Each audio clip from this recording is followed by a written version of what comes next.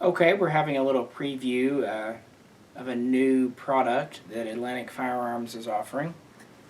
It's actually a variant of a product that's been out a year now. This is what they're calling the POF MP5KX. And the reason I say they're calling it, and that's the name, before there was the MP5PK, and before that originally there was just the standard MP5. Now, if you'll notice on the top, I don't know if you can see it in the video, but I'll tell you, it says SMG space PK, and then it has a date code. That is not a semi-auto nomenclature. In Pakistan, POF uses that name to denote their K-size select fire gun. Instead of calling it an MP5K, they call it the PK. Whereas the MP5 just marked that. So this one is marked the same as the select fire offered over in Pakistan. The difference between this, the KX, and the MP5 PK that came out late last year, as you can see, this one has the original K front end. The muzzle does not protrude, it's smooth, it's a 4.5-inch barrel. The PK has a 5.9 barrel with a 3-lug adapter, so it's shorter and doesn't have the 3-lug. Still has the short K front end, shortened bolt carrier, short, not even a handguard, let's call it a hand stop. You really can't use it as a handguard safely. Of course, the military versions have a vertical grip here, but unless you do an AOW or SBR, you're not supposed to do that. Standard adjustable sights in the rear. These are stiff because they're still new. Go from 100 to 400 meters.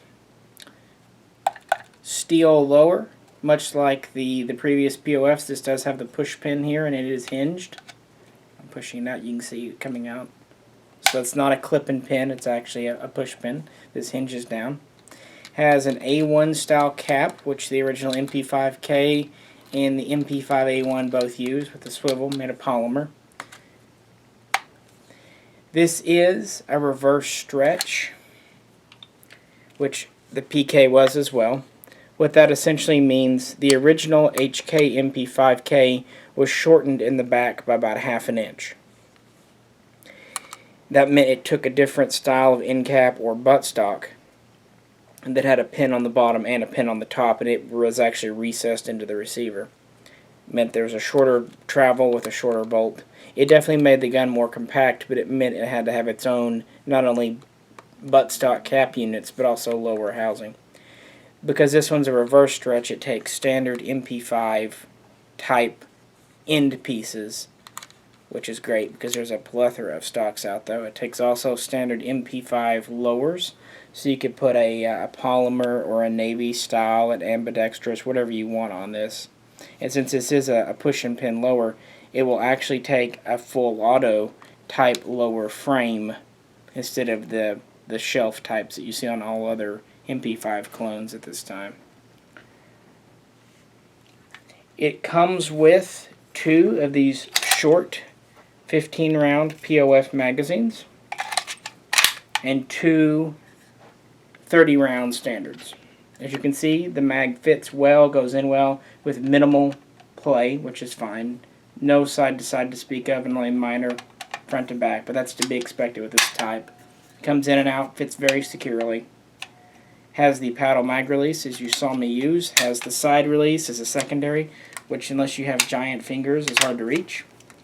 Has a 2-position safety here.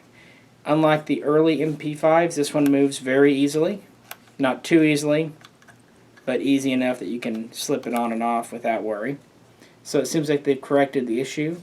Seems like the painted finish on these new ones is a little bit better. This one's had a couple of rounds through it now, I think around 100, maybe a few more than that now. So yeah, it has the short front end, new to the market, has all the same other details as the POF MP5s as far as that. It does have the blocking bar in the upper receivers to prevent a full auto bolt carrier going in for a very simple reason. If it didn't have the blocking bar and if it does retain this push pin lower, there would be nothing to make it not a standard MP5 type receiver. So you have to have one or the other, either the blocking bar or you have to get rid of the push pin and go to a shelf. So it's just a choice. Since we don't own a registered seer, it doesn't matter. We're perfectly happy to have the push pin, and because it costs enough money just to shoot a gun semi-automatic these days. Standard MP5 style there, you can see. It has actually a very nice trigger, especially for an HK. Not bad at all.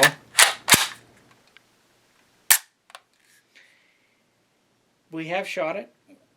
When you first take these out, it seems like they need a minor break-in. We were having some minor stovepipes with the first couple of magazines. However, after about 50 rounds, it really seemed like it smoothed out, and we were able to go 60 rounds without any hiccups. And so it seems like when you get these, don't be discouraged if you get it and at first it's giving a little issue. It was my mistake too. I should have brought out some HK mags to make sure it wasn't a mag related thing, but in the end it seems like once the parts wear in together, it is quite reliable. The recoil impulse is very pleasant with this. You would think that being a pistol without a stock or foregrip, it would try to twist out of your hand with the bullet torque, as a lot of the guns do, or flip up. It really doesn't. It's very stable, very easy to control, and no recoil to speak of. It does have quite an impressive muzzle flash, I'm told, though. Anyway, for more information, you can check out the blog articles on the MP5 and other HKs. The MP5K is quite a famous gun, very compact. This one measures just about 13 inches, maybe 13 and a quarter from tip to tip. So it's very compact, not very heavy at all, a couple of kilograms. It is a factory-built gun imported from Pakistan. These are retailing for $1529.95, and they do come with the 4 magazines and a military-style manual and a POF type box. And very happy that after last year bringing out the full size, which we've been enjoying quite a bit, we put over 1,000 rounds through it, and it's never failed on us once. So I was happy to be able to add its little brother to the collection. I'm hoping they'll bring in yet more variants of either the MP5, or it'd be great if they bring in some maybe a G3K pistol or even something in 223. But so far it seems like for the money, these are very good guns. Keep in mind that POF is a licensed producer of HK type guns, so that's nice. It's not a fly-by-night type thing, and even though a lot of the gunsmiths here in the USA turn out a very good-looking product, and often a very good product, they're still building using wet parts they can come up with, many of them American-made, and they're using tooling and jigs that may not necessarily be to HK specification. So POF, even though some people might disregard it because of the finish being military grade and as opposed to commercial grade, they are using blueprints and tooling sold to them by HK, and their production lines are being monitored by HK. So check out our video on the full-size MP5, and check out either my store or Atlantic Firearms if you're interested in one of these KXs. And I can say that with the exception of a minor break-in period, they prove to be very reliable and just a lot of fun to shoot more than that. Just interesting, fun little gun. Thanks for turning in.